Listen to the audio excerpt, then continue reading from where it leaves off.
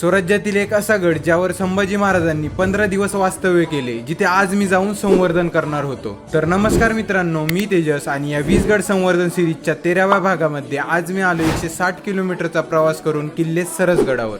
सकाळी 8 वाजता गड चढायला सुरुवात करत आणि या खिंडीमध्ये असलेल्या रोपच्या साह्याने कातळकोरीव पायऱ्यांनी वरती आल्यावर संवर्धनाला सुरुवात केली, ज्यात पहिले काम होते वाड्याच्या सभोवताली असलेल्या काटेरी झाडांना बाजूला करणे। त्यानंतर दुसरे काम, ज्या ठिकाणी गडावर मंदिर असावे असे म्हणले जाते त्या ठिकाणी मोठमोठ्या दगडींना बाजूला काढणे। या सर्व दगडींना शक्य होईल तितके टप्प्याटप्प्याने बाहेर काढत व इथल्या गोष्टींचा अभ्यास करत चालत असलेले हे भर उन्हात काम कमी पडत असलेल्या प्यायच्या पाण्याच्या कमतरतेमुळे आम्हाला करणे थोडे अवघड होते। त्यानंतर तिसरे काम, जे जास्त ऊन झाल्यामुळे बालेकिल्ल्यावर असलेल्या खराब टाकीला स्वच्छ करायचे होते, ज्यामुळे या टाकीचा वापर बालेकिल्ल्यावर येणाऱ्या प्रत्येकासाठी पाणी पिण्यासाठी होईल। त्याबरोबर या आधी भर उन्हामध्ये करत असलेल्या कामाचा थकवा मात्र या थंड पाण्यात काम करून निघून गेल्याचा सर्वांच्या चेहऱ्यावर दिसत होता। प्राचीन काळात या खडकामध्ये खोदलेले हे टाके, जे वर्षभर पाणी उपलब्ध राहण्यासाठी खोदण्यात आले होते, ते आज पुन्हा एकदा त्याच कामासाठी परत उपयोगात येणार होते। ज्यात शक्य होईल तितके आम्ही सर्वजण काम करून आणि जवळजवळ 4 तास ही सर्व कामे करत या टाकीमध्ये असलेल्या मोठमोठ्या दगडी व मातीचे काम पूर्णपणे सुकल्यानंतर पुढच्या टप्प्यामध्ये करायचे ठरले।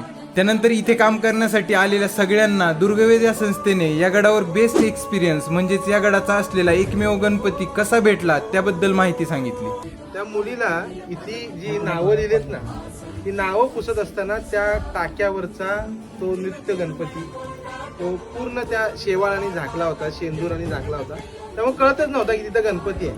3 वर्षात आम्हाला कधी कळालं नाही की तिथं गणपती आहे। आणि ती साफसफाई करत असताना तिने तो धुतला आणि तिला गणपती दिसला आणि ती ओरडली की दादा बघ इथे गणपती आहे। तो आमच्या ह्या संवर्धनातला सगळ्यात बेस्ट एक्सपिरियन्स होता।